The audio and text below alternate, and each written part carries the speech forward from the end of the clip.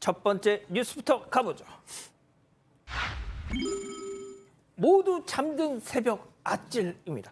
자, 사반 가족께서 직접 제보해 주신 영상 함께 보시죠. 자, 왼쪽 도로 주목해 주세요. 자, 다른 차들과는 다른 왜 혼자 따로 가? 역주행. 역주행. 딱 봐도 역주행. 자, 신고 받고 출동한 경찰. 차선을 막기엔 지그재그로 지금 달리고 있어요. 뒷차들 속도 늦추고. 자, 역주행차 갓길로 이제 점점 유도를 할 겁니다. 예, 갓길로 유도를 했고. 자, 고속도로에, 이게 고속도로인데 고속도로에서 세상에 저렇게 역주행을 했습니다. 저희 운전자한테 무슨 사연이 있었던 건가요? 사실 역주행과의 연관성을 섣불리 단정하긴 좀 어렵습니다만 이 운전자와 동승자 모두 치매 증상이 있었다고 합니다. 아이고야. 이 당시가 지난 3일 새벽 2시 5분쯤이었습니다. 경부고속도로 부산 방향 140km 지점에서 차량 한 대가 역주행한다 이런 신고가 접수가 됐는데요. 이 차는 원래 부산 방향으로 달리고 있었습니다. 그런데 북대구 IC 인근에서 갑자기 유턴을 합니다. 그래서 서울 방향으로 7km가량을 역주행을 했습니다. 아이고. 이 출동한 경찰은요, 지그재그로 운행하면서 뒤따르는 자동차의 속도를 줄였습니다. 이른바 트래픽 브레이크 기법이라고 하는데 결국 사고 없이 역주행 차량을 갓길로 유도를 했고요. 지구대를 통해서 가족에게 인계를 했습니다. 이 운전자는 70대였는데 이 70대 운전자와 조수석에 동승한 70대 부인 모두 치매 증상이 있는 것으로 확인이 됐습니다. 이 때문에 조사가 불가능했다고 하고요. 정확한 사건 경위는 조사하고 있습니다. 그 영상 다시 한 번만 좀 보여주실래요? 예. 그러니까 저는 경찰차가 왜 저렇게 천천히 가나 했더니 지그재그로 이렇게 가면서 뒤에 오는 차량들의 속도를 늦추기 위해서 경찰차가 저렇게 그래서 그랬던 거군요. 어쨌든 뭐 인명 사고가 없었다니 천만다행입니다. 자, 두 번째 뉴스 이어가죠. 낙서 투성이 강아지. 진짜 이 전봇대에 묶여 있던 강아지의 충격적인 모습 함께 보시죠. 자, 이거 참 말로 설명드리기도 뭐한데요. 저 뭐 낙서가 돼 있고 털이 다 밀려 있고 저 이마에 저거 보면요. 큐빅입니다. 큐빅을 세상에 저기다 박아놨어요.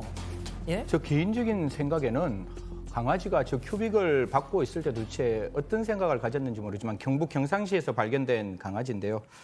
사실 그 식당 앞에 전봇대에 묶여 있는 강아지 저렇게 털이 다 밀려 있었고 몸에는 낙서가 있었고 다행히 저건 문신은 아니었다고 합니다.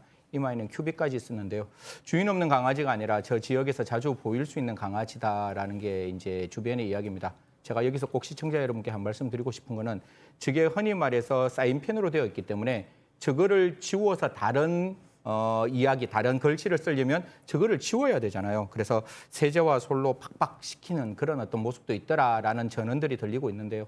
저는 개인적으로 100% 강아지에 대한 학대가 아닐까 그렇게 생각합니다.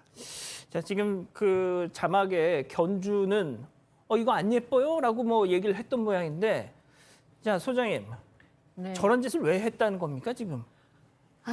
네, 맨 처음에는 분실 방지용이었다고 주장을 했고요. 그 다음에는 사람들의 관심을 끌기 위해서 그랬다라고 얘기를 했어요.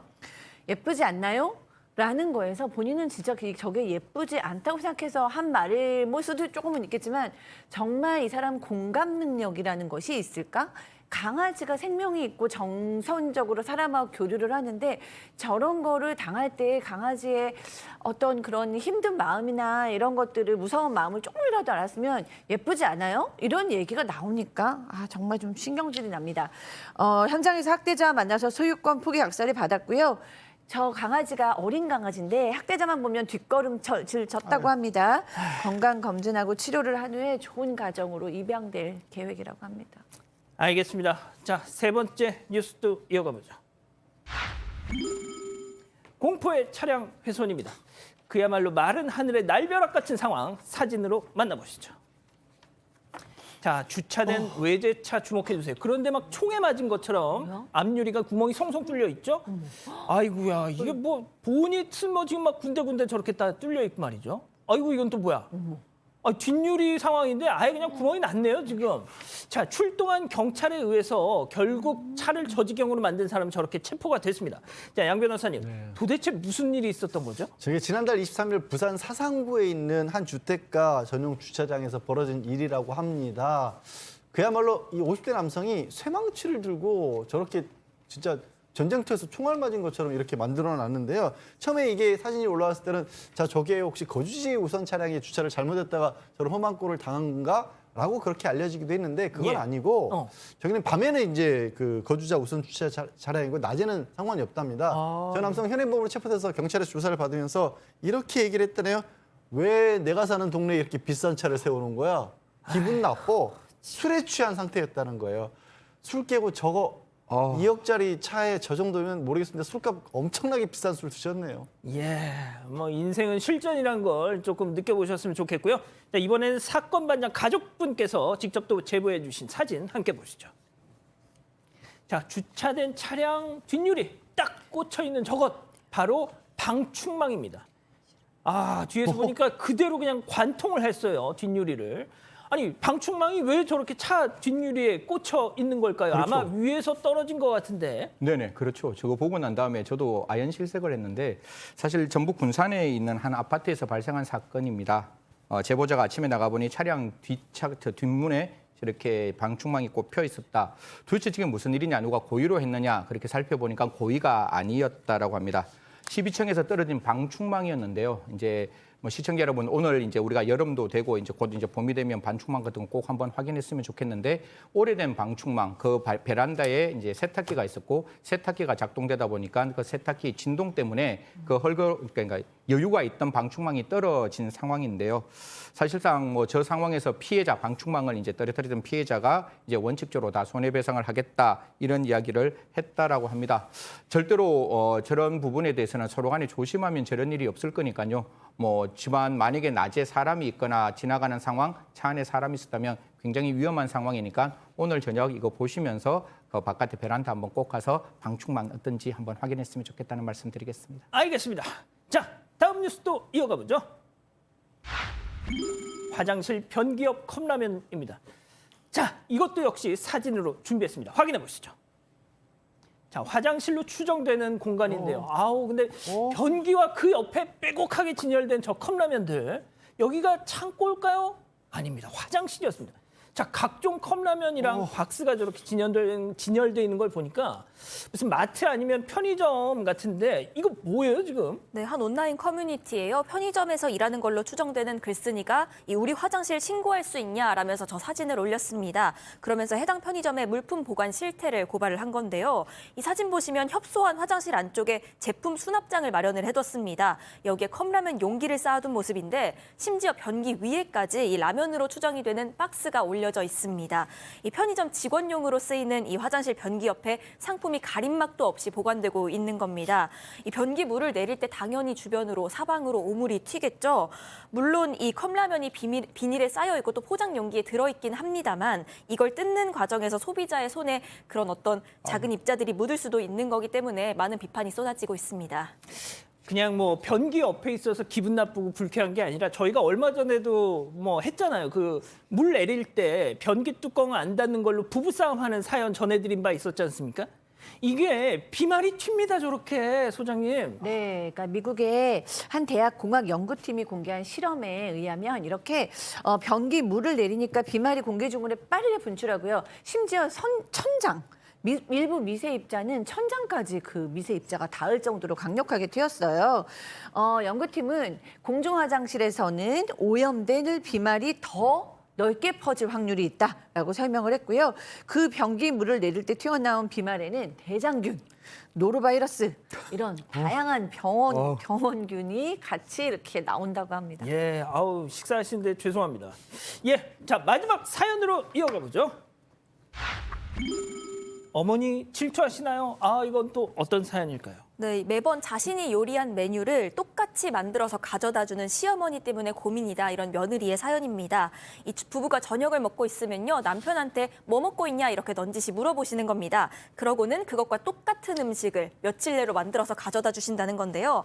한 번은 이 부부가 저녁에 소불고기를 먹고 있었다고 합니다. 그런데 남편한테 전화를 해서 어떤 거 먹고 있냐 이렇게 물어보시고는 다음 날에 똑같은 소불고기를 만들어서 오셨다고 합니다. 그 이후에도요. 며느리가 떡볶이 만들면 떡볶이를, 김치 김치찌개를 하면 김치찌개를 만들어서 가져다 주신다고 하는데 정작 이 남편은 전날 먹었잖아요. 시어머니가 가져다 주신 음식은 그다지 먹지도 않는다고 합니다. 이런 시어머니의 행동이 질투인지 뭔지 궁금하다는 입장입니다. 그렇군요. 자, 기다리고 기다리셨던 부처 핸즈업 타임. 우리 가족 여러분들도 채팅창에 OX로 함께 참여해 보시죠. 먼저 며느리입니다. 어머니, 어쩌다 한 번이어야 우연이려니 하죠. 불고기, 떡볶이, 김치찌개 제가 만드는 족족 따라서 만들어주시면 이거 너무 티나거든요. 제가 정말 이런 말씀까지는 안 드리려고 했는데 혹시 저한테 질투심 느끼시는 건가요? 동그라미. 오, 와우, 와우, 와우, 와우, 와우, 와우, 와우, 와우. 알겠습니다. 좋습니다. 자, 다음은 시어머니. 어머머머머머, 얘 좀 봐. 얘 말하는 거 좀 봐. 뭐 질투, 젤러시, 식도 아무 반찬이나 해주면 안 먹을까 봐. 지들 좋아하는 거 위주로 해주려고 물어본 걸 갖고 뭐 질투? 어디서 이상한 영화만 보고 와서 CME를 그냥 아주 그냥 X. 야, 이거 의외입니다. 이거. 의외다. 와, 의외입니다. 이게 저희들이 짜고 하지 않는다는 걸 정확히 보여주는 가장 단면인 것 같습니다. 저도 깜짝 놀랐어요. 제가 짜고 한다고 언제 그러시면 안 돼요. 아니, 안 한다는. 쓸데없이. 안 자, 한다는. 아무튼 정말 궁금합니다. 승희 의원님부터. 예. 뭐 저는 개인적으로 남편이 조금 더 아이디어가 좋았으면 좋겠어요. 오늘 소불고기 먹으면 진짜 소불고기 먹고 싶은데 저 오늘 돼지불고기 먹어요 라고 하면 다음날 소불고기 올 거고 오늘 떡볶이 먹어요. 저 라볶이 먹어요. 이러면 될 것 같은데 어머니 입장에서는 남편이 좋아하는 거 당연히 더 해주고 싶죠. 그리고 매번 오더라도 저는 손맛 다 다르다고 봅니다. 부인이 하는 것도 너무 맛있지만 어머니 하는 것도 또 양념 하나에 소불고기 맛 완전히 달라질 수 있는 거니까요. 남편이 먹는 데는 전혀 지장 없지 않을까? 근데 남편이 입에 손도 안 댔다는 게 조금 마음에 걸리기는 합니다.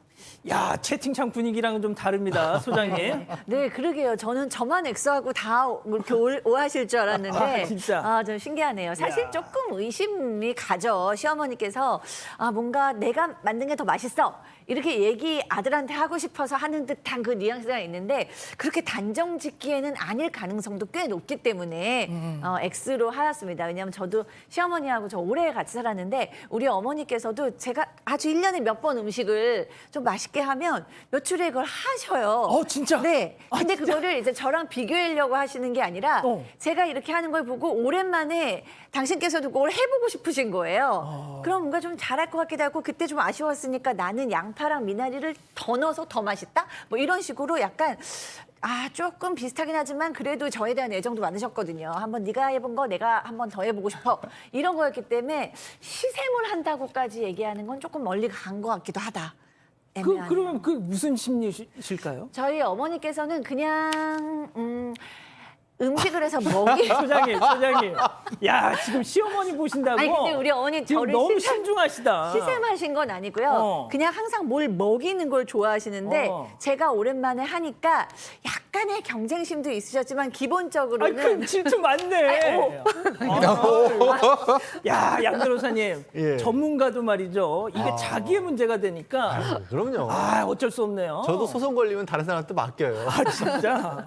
근데 저는 사실 제가 음식을 좀 까다로운 편이어서 좀 잘 안 먹었어요 어렸을 때. 그래서 이제 저 같은 경우는 왜 제가 X를 했냐면 저희 어머님 같은 경우는 그러다 보니까 제가 조금만 맛있게 먹는다고 하면 어떻게든 그거 해주시려고 하는 게 어렸을 때부터 강했거든요. 그러니까 어머님이 자식들한테 뭔가를 먹이려고 하는 마음은 그건 질투로 보기에는 그보다 좀 더 큰 것 같고요. 아까 승희 의원님 말씀하신 거에 찬성하면서 하나 싹 바꾸자면 어차피 그 아드님은 어머님이 해주신 거 잘 안 먹을 거예요. 이 사연자도 그랬잖아요. 그냥 며느님 드시고 싶은 걸로 먹고 있다고 하세요. 그래서 시어머니 해주신 거 맛있게 며느님 드세요. 네. 그렇군요. 자, 이 기자, 우리 가족 여러분들 반응. 네, 일단 김병수님은요. 저도 시어머니지만 이거 말도 안 된다. 이거 질투 맞다라는 의견이 있었는데요. 시어머니의 의견입니다. 예. 그런데 다른 분들은 또 X 선택해 주신 분들도 많았습니다. 리트리님은 그냥 본인이 하신 게 맛있어서 그 메뉴가 생각이 나서 해주신 것 같다. 이렇게 말씀도 하셨고요. 캐로로님, 음식 해오라고 시키는 것보다 위주로 훨씬 좀 낫지 설명해 주세요. 않냐. 동그라미 위주로요. 동그라미가 잘 보이질 않습니다. 생각보다. 진짜? 아까 많았는데. 생각보다 X가 굉장히 많이 있는데 좀 올려주세요. 혹시 동그라미 의견이 있으시다면. 알겠습니다. 아직 안 끝났습니다. 이거 눌러주세요.